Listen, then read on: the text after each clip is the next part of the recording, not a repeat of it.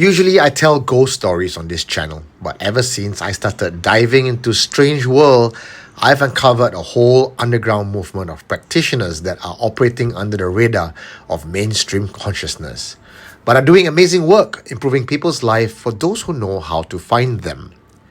This series attempts to bring to light these esoteric practices, and as always, I put myself on the line and tell you my honest opinions about them. In this session, Addy is using energy to detect what is wrong with my body, something that I may not be aware, and to help me remove blockages. Let's learn more about spinal energetics today.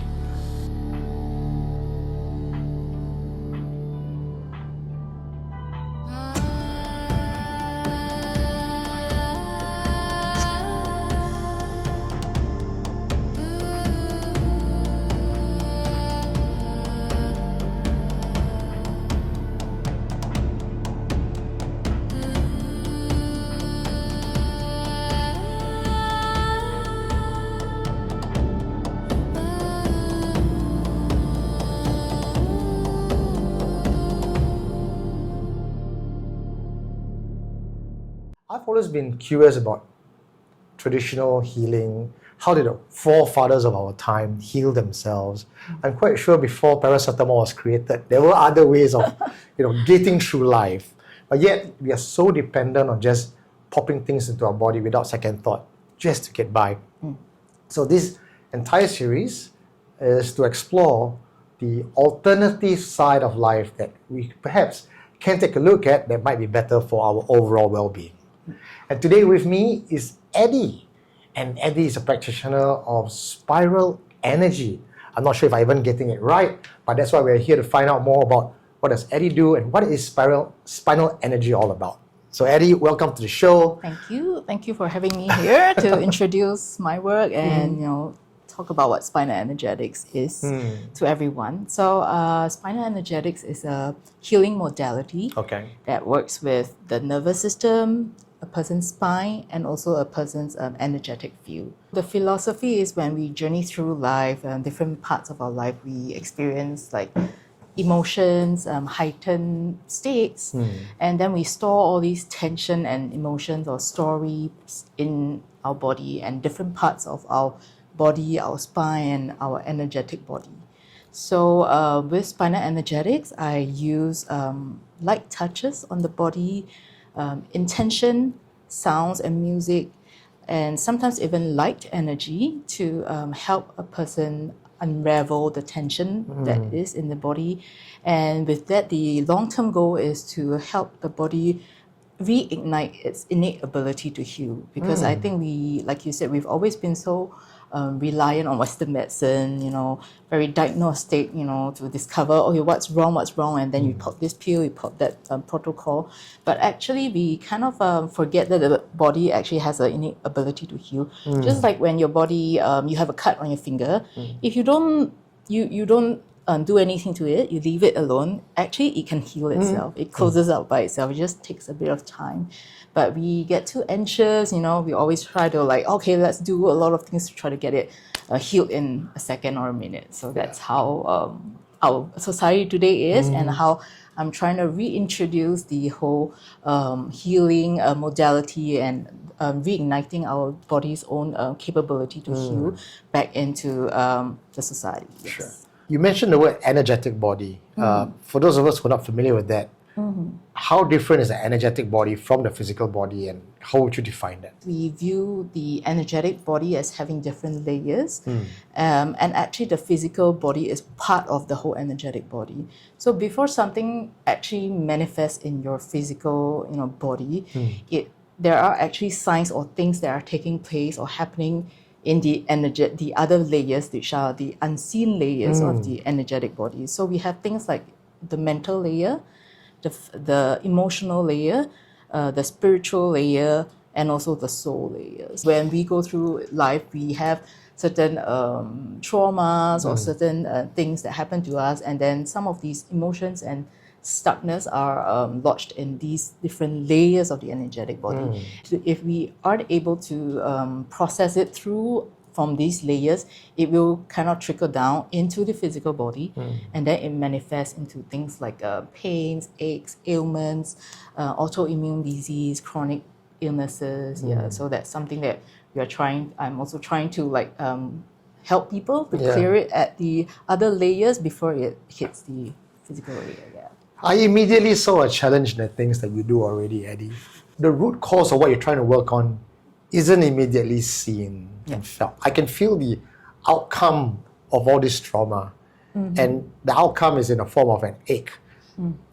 Immediately, I'll try to solve the ache. Yes. Right? I'll put a koyo, I'll put a salon plus, but not knowing that there was a deeper reason why I'm feeling this pain. Correct. And I mean, traditionally, even in TCM, acupuncture, they tell you, okay, your shoulder pain or you have a liver problem, and that means a part of your feet is affected. And it took them so many years to finally break through mainstream and have people take them seriously. Yes. Right? Yes. And TCM is ancient, traditional Chinese medicine. Correct. So I can imagine the kind of challenge you will go through trying to talk to someone, say, oh, no, you're feeling this way, and with the best intention, pointing out what could work. Do you feel there's a lot of skepticism in the work that you do? Definitely is. I face skepticism from the typical, workforce in Singapore who are very used. They are used to probably physio, because there's like manual body work. But sometimes when you tell them there's certain underlying root causes because it's emotional and mental stresses that's causing all these pains. Some of them may not be so receptive to it, but then again, some of them do come to me as a last resort.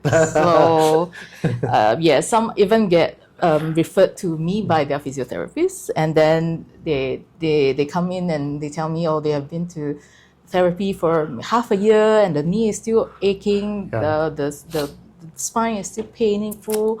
So, and then we say, okay, let's see what the body wants to say, and then after a few sessions, during the first session, they feel like the ache has like just gone, dissipated, just melted away. And they gain that freedom, that expansion, in just a feeling of like lightness in the body. Then that's where they start to... So it's an immediate result then? Some of them is immediate, It also depends on how deeply rooted these aches are in the emotional. If it's something that's very deeply rooted and many, many years ago, we might need more than one session. Okay. But usually by the third session, people do already feel the effects. Well, since you're talking about the process of it, give us an idea how that would look like. If I were to go to you and I tell you, hey, no, Addy, I'm not even sure if I need your service because I don't know what I don't know. But I kind of like, I just 4 hours sleep a night. I have trouble sleeping. I tend to wake up and pee a lot. Maybe it's because of old age. The general stuff. Things that may not be an immediate alarm bell for me. What would you advise me? I'll take all this information in, obviously. Then, but I'll first get you to lay. If it's on a one-on-one session, it will be you laying on a massage table, and then I'll do a bit of assessment using assessing your feet, your Achilles heel, and palpating along the back of your body, the spine, to see where the tension is. So from there, I can get a direction as to where your tension is stored in which part of the spine, and then I will go in to access the body, the spine, and also the energetic field, and from there I'll work to kind of unravel all these stuckness, these points of tension. So most of my session, 30%, I'll be having some light touches along the body, but 70% is off the body, and then it will also involve me making some weird noises. Like what? Like what kind of noises? Sometimes it will be like that, but it's more like whooshing noises. We call it primordial noises, a bit towards a shamanic kind of a feel, like. Oh, okay. Yeah, this is all to guide the energy where it needs to be and where it needs to be processed out. So Then, so that's one of the special things about a spinal energetic session. You will hear me, the practitioner, making such noises in addition to a playlist that we have at the background. I would have laughed at this a few years back, but now that I have also brought people into meditation, and sometimes I have to clear their energy, right? And this is not my main practice. It's when I go to meditative state and I just generally feel like, say, you're kind of stuck and it just drives to a certain spot and I go Yep. Yes. It's just, yes. I don't even intend to make that noise. I don't even like, let's make this sound on this key because it's just as I'm moving it, it's almost like I'm trying to blow the thing away. And it's like, yes. Exactly. And sometimes you might see us doing like, it's like we're shutting out the gates, we're moving out the gates so that the things can flow through. Yeah, that kind of a sound. Yeah. People who don't know how it is would probably find it funny, I give you that. But I also understand that making these noises enhances our own energy sometimes. It's like when you go to when you play sports and you have to have this war cry like, right? It gives you a burst of energy. Yeah. You can't play soccer or play sports like totally cool and calm, like, I'm not making a single sound. You could, but you just like the effect or like that intensity, the energy is just different. So we've also tried not making noises like during our practice sessions, and it still works, but it's just not as effective. Yeah. Ladies and gentlemen, like trying hitting an orgasm without making noise, you're not going to enjoy that high. So yeah, I totally get you. So you lie it down and you do light touches, just get a sense of the energy flow along the spine. Yeah.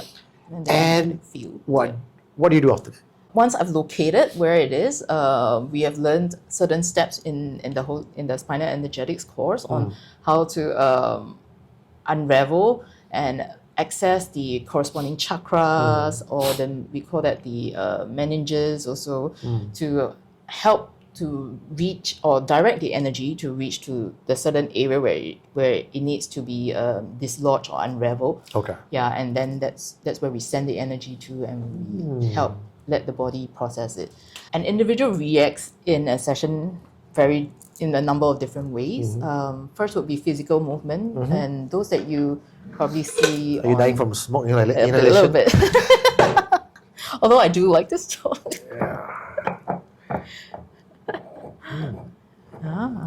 Okay.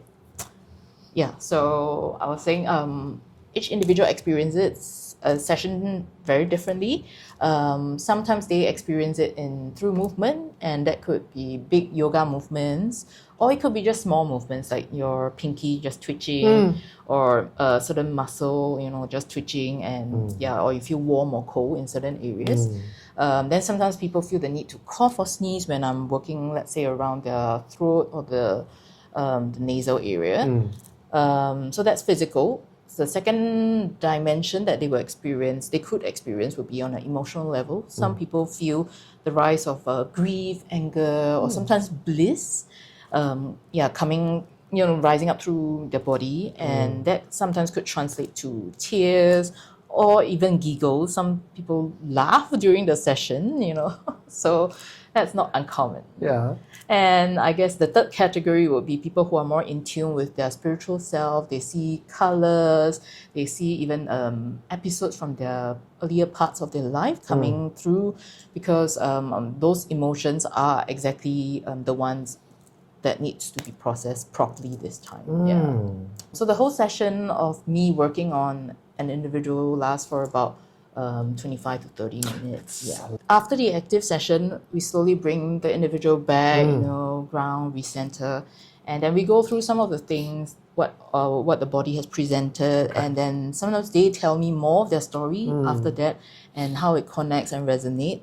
And sometimes they do break down into tears about half of the time. Okay. Because there's a lot of repressed emotions that they don't feel safe to let out, to actually release in their day-to-day life. So most sessions do end up being 1 hour to 1.5 hours. Also anti-agony after that. A little bit, yes. But happy to hold space for them, yeah. Is it almost guaranteed that every single client come down would have a reaction? Are there a number of cases where there's absolutely no reaction at all. This guy just lie down there like, no, I'm not feeling anything, I'm not seeing anything, I'm not hearing anything. I don't even know if this works. There are a couple that I've come through my doors and I've seen. Some of the time that when they experience this is because their mind-body connection is just not very strong yet. So during the first few sessions, actually, I am working with their body to establish back this mind-body connection because they don't even feel like they always say, I don't feel anything.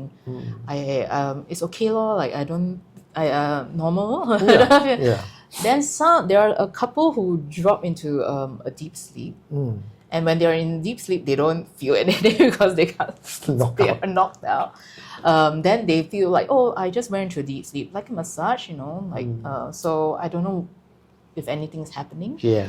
But the reason why they drop into a deep sleep is because their nervous system has not been in a resting mode.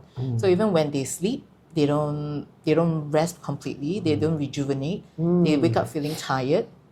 That's because the nervous system never really gets to rest. So when they come into my sessions, the nervous system, the whole body finally feels like, okay, can really let go. And that's when they go into that deep sleep. So something is working. It's just that they aren't able to perceive at this time. But as they go on to, if they stick on and go on to like further sessions, they will experience like other stuff. You see that, and I think that's where the headache most spiritual practitioners have is, in today's day and age, the reality is based on our perception. If I can see it, I can feel it, it's not there. And how do you deal with such cases? I do tell them when they sign up with me that, Spinal Energetics is not a magic pill. You do need to give things time. Even TCM takes time, A long time TCM. Yeah, so give it at least 3 sessions. I don't bind people into a package, but I do tell people upfront, 3 sessions would be a minimum that you probably need to give this spinal energetics a chance for it to present itself. And you got to be a bit more frequent. Yeah. Because if it's 3 sessions but spaced 1 year apart, that's not going to help anything. Yeah. Is this something new? Has it been around for a long time? I think it only started like 5 years ago, or at least they started teaching like 5 years ago. It's a fairly recent modality. Okay. But having said that, it incorporates a lot of knowledge from the chiropractic world, because the creator of Spinal Energetics, she's a chiropractor by training also. Then she has also gone on to learn a lot of esoteric stuff, TCM, Buddhism, prana, all that kind of concepts. And she has, she has pulled all these essences and the relevant concepts into something that's very coherent and very potent. That's called Spinal Energetics. So I do have clients who have tried Reiki or other forms of body work. They also come in for Spinal Energetics, and then they don't know what it is. They think maybe it's similar, but they are open-minded it's enough. It's the same but different, right?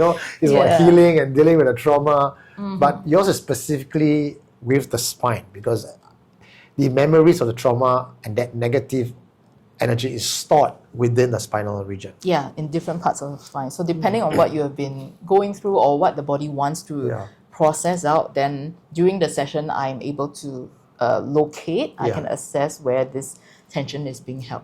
So for example, if you are you have been in recent situations where you have a lot of tension in the workspace, having arguments with your bosses, or your relationships with your colleagues are not going well, you don't feel safe to represent your true self and voice out your true opinions in the workspace, you will feel tension along the neck area. Can anyone just get into the work you do, or is there a specific kind of characteristics that's required? Perhaps someone who is sensitive to energy, someone with a more activated pineal gland, or maybe even people who have done Reiki before. When I first signed up, I was a client of Spinal Energetics first, and then I think by my 3rd or 4th session, I was just really intrigued to learn how this works. So I put in an application, and back then, this was 2.5 years ago, I was working in the banking sector. Highly stressed. Yeah, so I was not a Reiki master. I have crystals. That's all. Okay.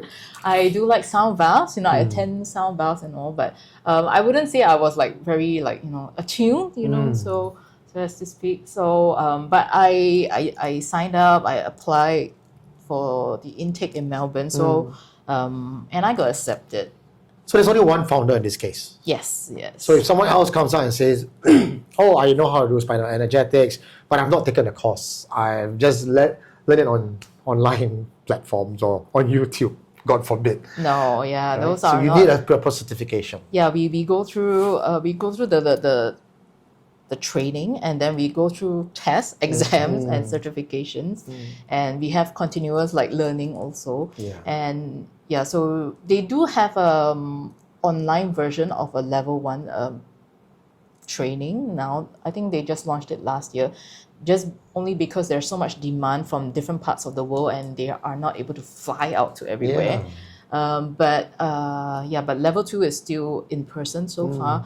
And when we get certified, we actually are able to put our names on this directory. So if there's any doubt, can go onto the Spinal Energetics directory to see if this person is a practitioner, and you can also email to check it out. And I also know, Addy, that you are Singapore's #1 of a group, and you're directing the Spinal Energetics coalition in Singapore, and you're spearheading the movement, educating people about it. Has it been a busy time for you? It has been. So I'm now the community leader for spinal energetics practitioners in Asia, so not just in Singapore. I have been like trying to get in touch with practitioners in the region and trying to see how we can collab and expand the consciousness, the awareness of this modality, and getting people to try.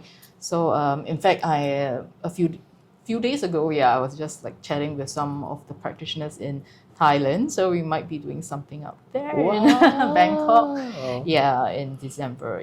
Now, this being a pretty young modality for 5 years, and it's really gained so much momentum, I reckon that you will also have faced quite a number of naysayers, backlash, perhaps from people who are being more traditional, people who are entirely skeptical. What are some of the common put downs that you receive with regards to what you do? I guess the number one thing is it's woo-woo. It's not backed by science.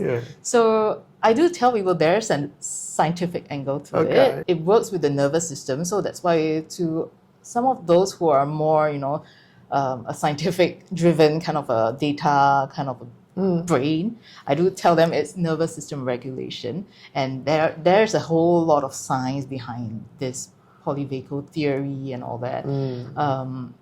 So that's probably the number one criticism from naysayers that I get. I am also trying to work towards getting some device to try to help to measure, the before and after, so that I can address the concerns of these naysayers.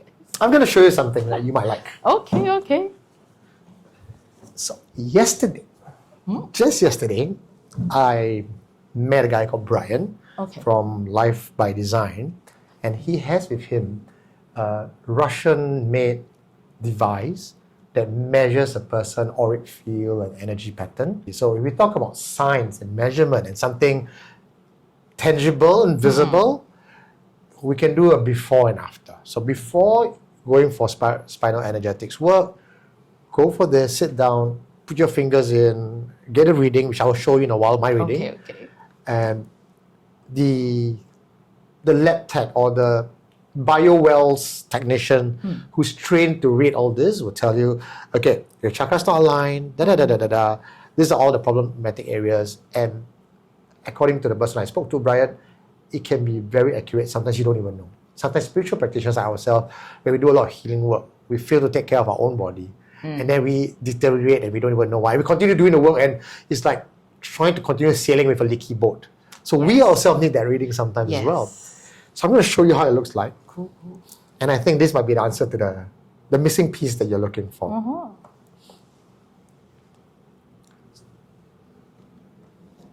So I've seen this before. So this is the first screen where it shows my chakra.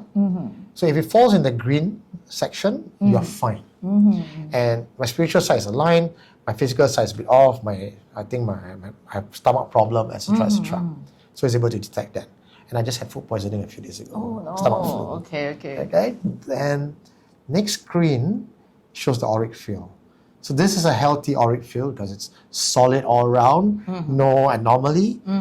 There are some people with a clear break in the auric field. There is a hole. And leaky, yeah. And that's also dangerous when you go out there. They are likely to get possessed or have attachment.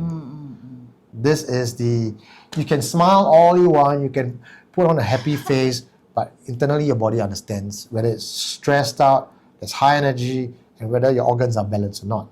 So in terms of stress, I am at optimal. You don't want to have too high stress because you will be anxiety and high strung. Yep. You don't be too low stress as well. Too low stress, you're probably smoking weed and doped up and you're just stoning. Yep.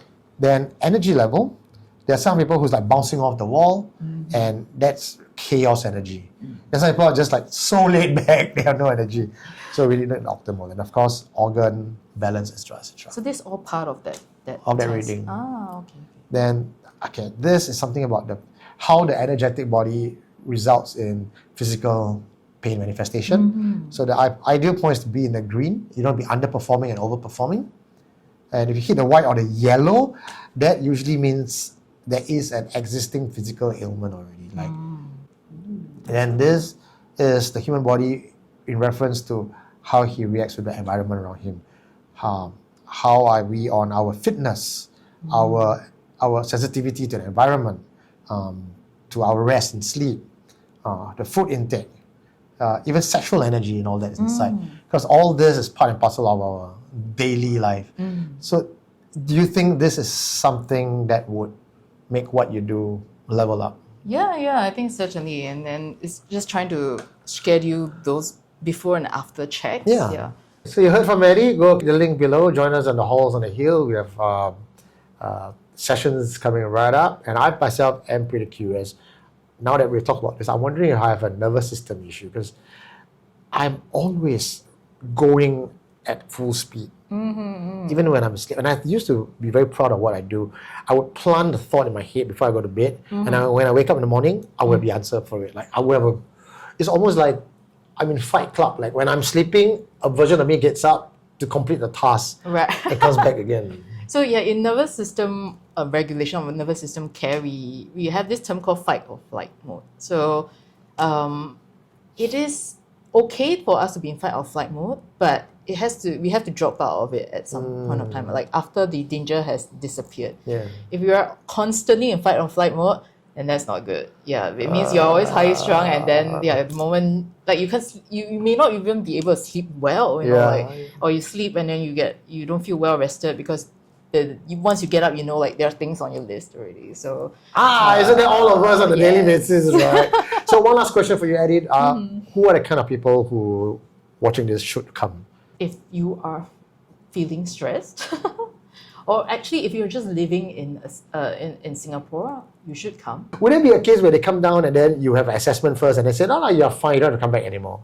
Very rarely, because if you are human, you would have lived years of life that you have bottled out stuff. So unless you're telling me from the age of 10, you have regular practice, like meditation, Reiki, and also somatic body therapy to help process things out, then maybe you are in very tip-top condition. But I don't think most of us are. I'm going to go on a limb here and say if you are a parent, if you're married, and if you're working, you should come down for this. Yes, and especially those who are caregivers.